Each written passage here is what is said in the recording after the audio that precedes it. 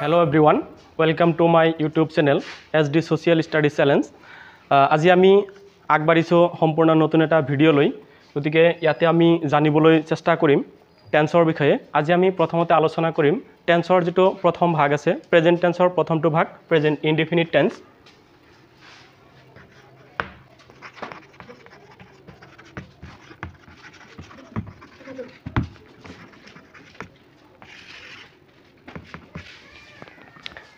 তো present indefinite টেন্সৰ গঠন প্ৰথমতে আমি গঠনটো জানিব লাগিব। গঠন হৈছে subject plus verb plus object নাইবা ইয়াৰ আন এটা গঠন আছে হেতু হৈছে সাবজেক্ট প্লাস এম ইজ বা আর এটো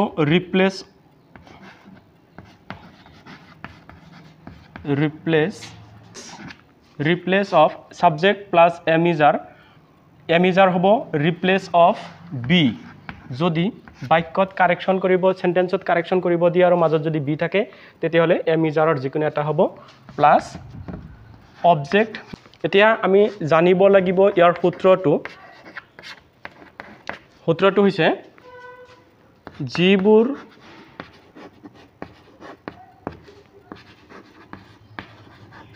কাম বা ঘটনা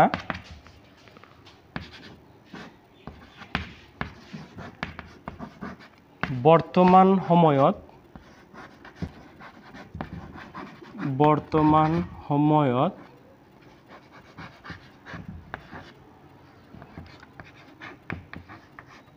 সাধাৰণভাৱে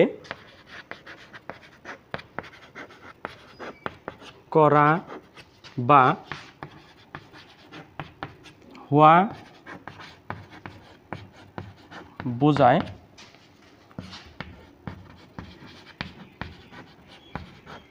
সেইবোৰ কাম বা ঘটনা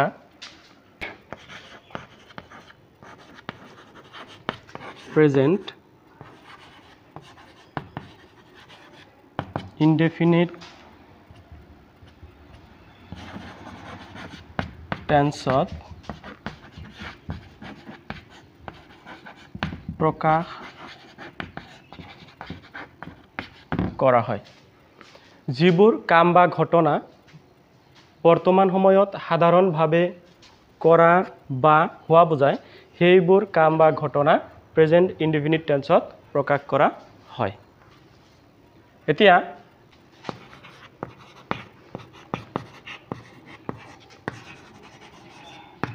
এইবিধ টেন্সৰ সাবজেক্টটো যদি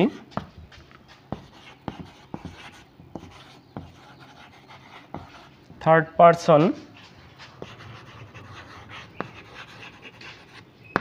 সিঙ্গুলাৰ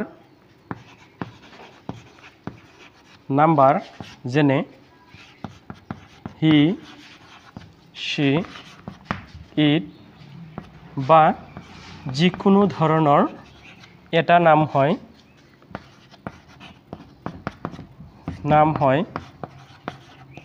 তেন্তে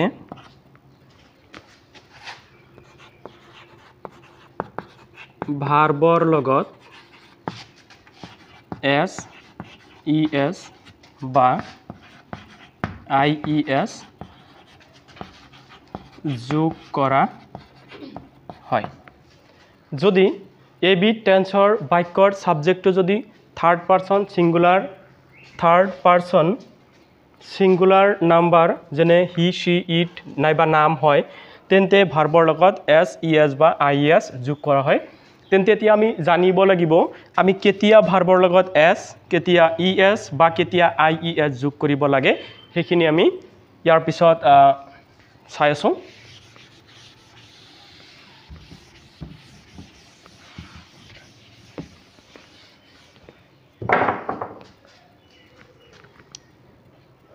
আমি জানিবলগীয়া NB1 অৰ্থাৎ বিশেষ দ্ৰষ্টব্য 1 নম্বৰত যদি ভাৰ্বৰ শেষত SH CH S double S X বা O থাকে তেন্তে ভাৰ্বৰ লগত ES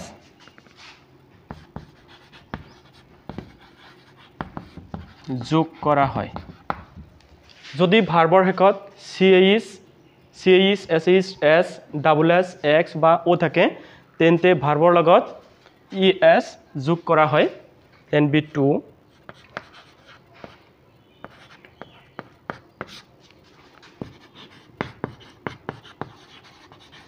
যদি ভাৰ্বৰ শেষত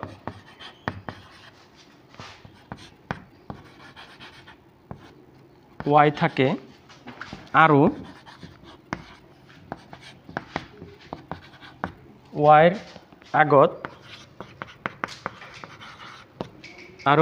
আগত কনসনেন্ট আৰু Y ৰ আগত কনসনেন্ট থাকে তেন্তে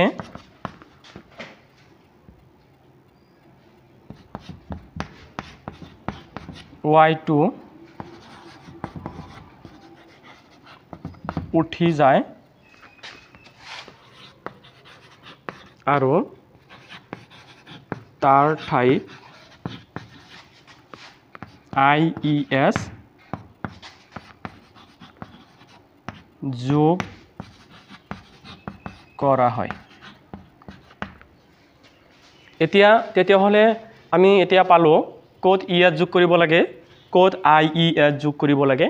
এতিয়া আমি আগবাঢ়িছো NB3 লৈ অৰ্থাৎ ক'ত আমি S যোগ কৰিম NB3 য'ত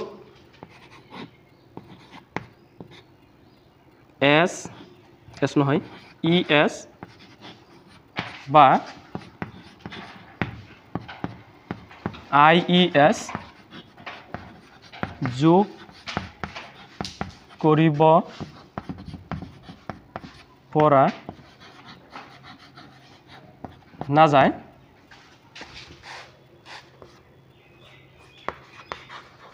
তাত আমি S যোগ কৰিব লাগে যদি ভাৰ্বৰ শেষত SH CH S double S X বা O থাকে তেন্তে ভাৰ্বৰ লগত ES যোগ কৰা হয় NB2 যদি ভাৰ্বৰ শেষত Y থাকে আৰু Y ৰ আগত কনসনেন্ট থাকে তেন্তে Y2 উঠি যায় আৰু তাৰ ঠাইত IES যোগ কৰা হয় NB3 য'ত ES বা IES যোগ কৰিব পৰা নাযায় তাত আমি S যোগ কৰিব লাগে এতিয়া আমি AB টেন্সৰ যেটো মূল সূত্ৰ যেটো নিয়ম সেই মূল নিয়মলৈ আগবাঢ়িম গতিকে মূল নিয়ম বুলি কোৱাৰ লগে লগে মূল নিয়মৰো বহুত কেইটা ভাগ আছে আমি সিৰিয়ালি আগবাঢ়ি যাম ৰুল 1 ৰুল 2 ৰুল 3 এনেকৈ আমি প্ৰথমতেই আলোচনা কৰিম ৰুল 1 ইয়াতে আমি আলোচনা কৰিম অভ্যাসগত কাম হেবিচুৱেল এক্ট বুলি কোৱা হয় যাক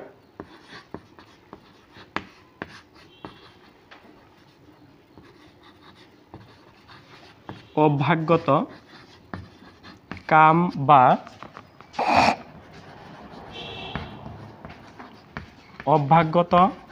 বা ঘটনাবোৰ প্ৰেজেন্ট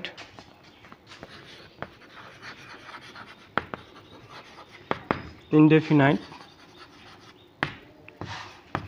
টেন্সত প্ৰকাশ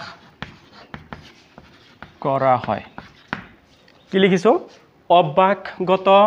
কাম বা ঘটনাবোৰ present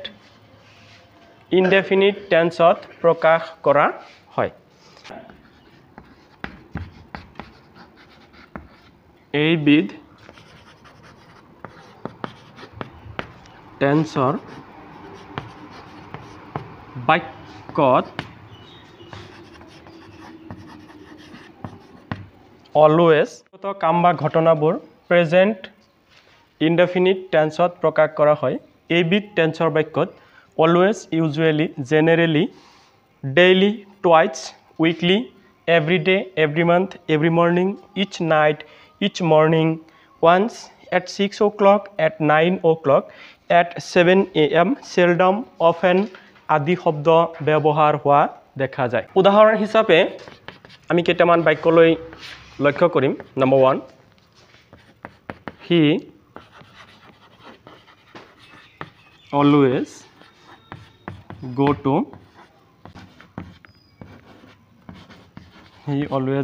school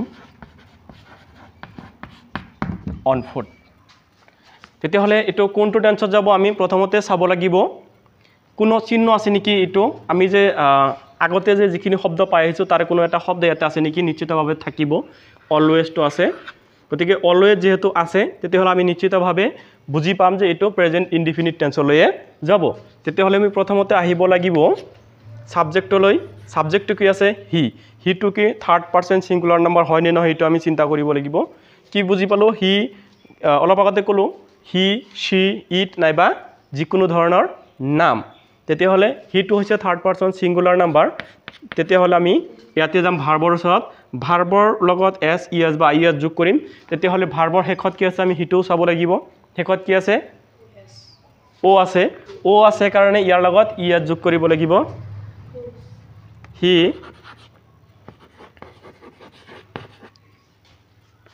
always goes to school on foot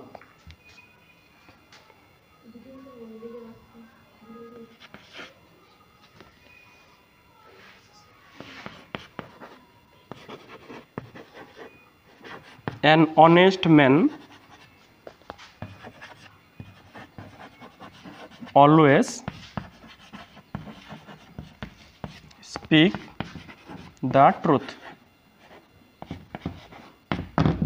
an honest man always speak the truth তেতিয়াহলে আমি আকৌ ইয়াতে হে লক্ষ্য কৰিম ইয়াতে আমাৰ কোনো চিহ্ন আছে নেকি অলৱেজ তো আছে কাৰণে আমি বুজিলাম এটো প্ৰেজেন্ট ইনডিফিনিট টেন্সতে যাব গতিকে সাবজেক্ট কি an honest man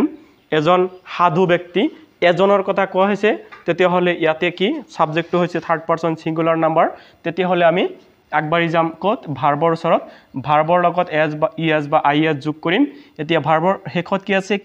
কে যদি আছে তেতিয়াহলে ইয়াৰ লগত ইএস আমি যোগ কৰিব নোৱাৰিম ইয়াৰ লগত আমি আইইএস ও যোগ কৰিব নোৱাৰিম তেতিয়াহলে ইয়াৰ লগত কি যোগ কৰিব লাগিব এস যোগ কৰিব লাগিব an honest man always speaks the truth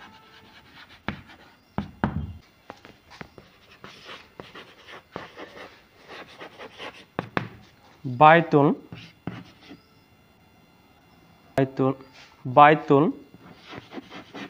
read 6 hours daily Baitul read 6 hours daily Baitule প্ৰতিদিন 6 ঘন্টা কৰি পঢ়ে তেতিয়াহলে আমি ইয়াতে চাব লাগিব আগৰ নিচিনাকে ইয়াতে কোনো চিহ্ন আছে নেকি চিহ্নটো মানে ডেইলি বাক্যটোত আছে তেতিয়াহলে আমি বুজি পাম কি এটো প্ৰেজেন্ট ইনডিফিনিট টেন্সলৈ গুছি যাব তেতিয়াহলে আমি সাবজেক্টৰ ওচৰলৈ আকৌ আহিব লাগিব সাবজেক্টটো কি একটা নাম কি বাইতুল গতিকে এই নামটো এটা হয় তেতিয়াহলে আমি এতিয়া ভাৰ্বৰ ওচৰত যাম কি হ'ব এতিয়া ইয়াৰ লগত এস ইএস বা আইইএস আমি যোগ কৰিব লাগিব গতিকে ভাৰ্বৰ শেষত কি আছে ডি আছে তেতিয়াহলে ইয়াৰ শেষত যদি সিএইচ এসইচ এস ডাবল এস এক্স বা ও থাকিলে হেতেন তেতিয়াহলে ইয়াৰ লগত আমি ইএস যোগ কৰিব পাৰিলো হেতেন ইয়াৰ শেষত যদি ভাৰ্বৰ শেষত যদি y থাকিলেহেঁতেন আৰু yৰ আগত যদি কনসনেন্ট থাকিলেহেঁতেন তেতিয়াহ'লে ইয়াৰ লগত আমি ies যোগ কৰিব পাৰিলোহেঁতেন যেহেতু ইয়াৰ লগত আমি ies বা es যোগ কৰিব নোৱাৰো গতিকে ইয়াৰ লগত আমি s যোগ কৰিম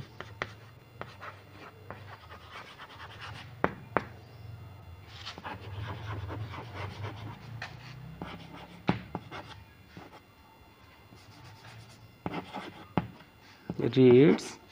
6 hours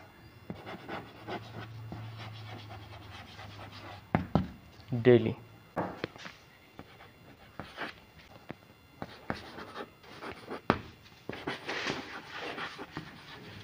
This paper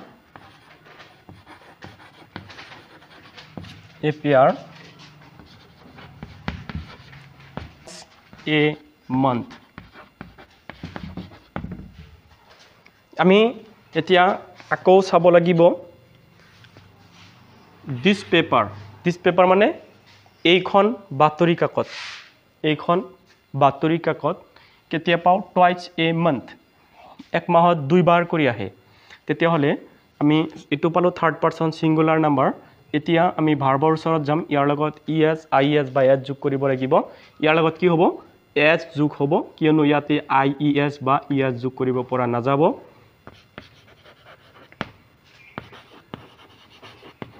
This paper appears twice a month.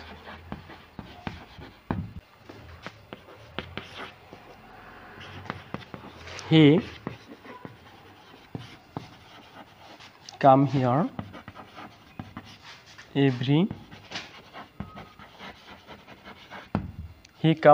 every Monday. তেতিয়াহলে ইয়াতে আমি আকৌ লক্ষ্য কৰিম ইয়াতে কোনো চিহ্ন আছে নেকি প্ৰেজেন্ট ইনডিফিনিট টেন্সৰ চিহ্নটো হৈছে কি এভৰি বাক্যটোত আছে মানে এটোক আমি প্ৰেজেন্ট ইনডিফিনিট টেন্সলৈ লৈ যাম তেতিয়াহলে আমি প্ৰথমতে সাবজেক্টৰ ওচৰত আহিব লাগিব সাবজেক্টটো থাৰ্ড পাৰসন সিঙ্গুলাৰ নাম্বাৰ হয় নে নহয় নিশ্চিতভাৱে হিটো থাৰ্ড পাৰসন সিঙ্গুলাৰ নাম্বাৰ হয় গতিকে আমি ভাৰ্বৰ লগত s es বা is যোগ কৰিম ইয়াৰ লগত s যোগ হ'ব es বা is যোগ নহয় he comes here every Monday.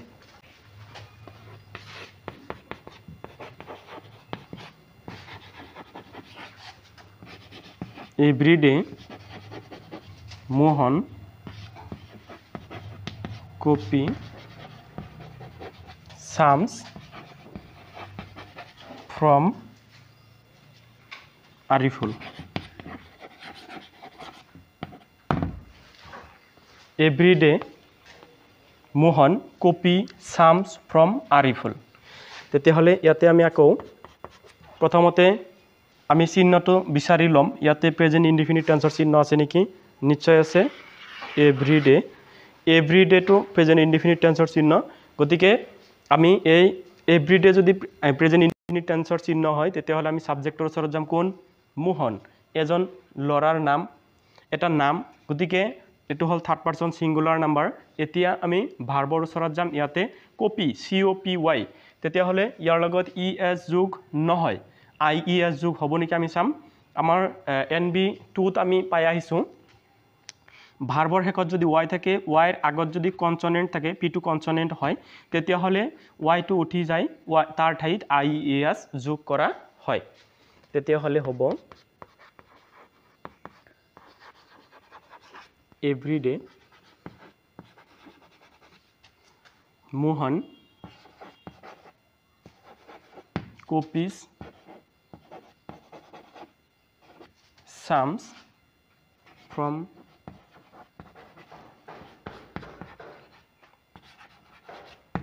Ariful.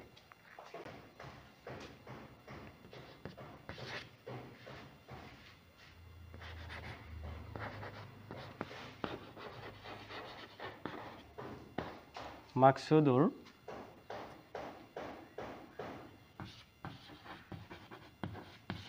come to Maksudur come to our home every night.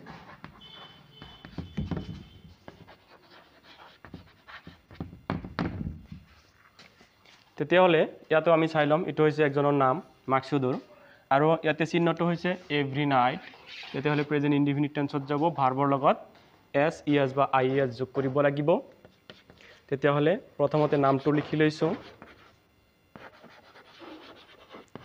মাকসুদুৰ comes to our home every night.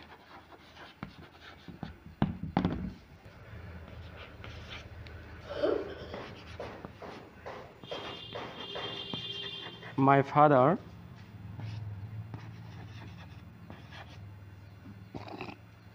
father read Assam Tribune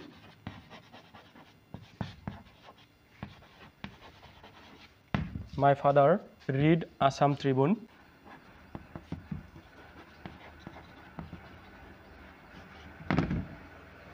My father read Assam Tribune every morning. কি হ'ব প্ৰথমতে আমি চাব লাগিব চিহ্নটো every present indefinite টেন্সৰ my father মোৰ দেউতা এজন হয় অৰ্থাৎ থাৰ্ড পাৰসন সিঙ্গুলাৰ নাম্বাৰ হ'ব আৰু তেতিয়াহ'লে আমি ভাৰ্বৰ লগত এছ ই এছ বা আই এছ যোগ কৰিম ইয়াৰ লগত নিশ্চিতভাৱে ই এছ বা আই ই এছ যোগ নহ'ব কেৱল এছ এ যোগ হ'ব my father reads Assam Tribune every morning.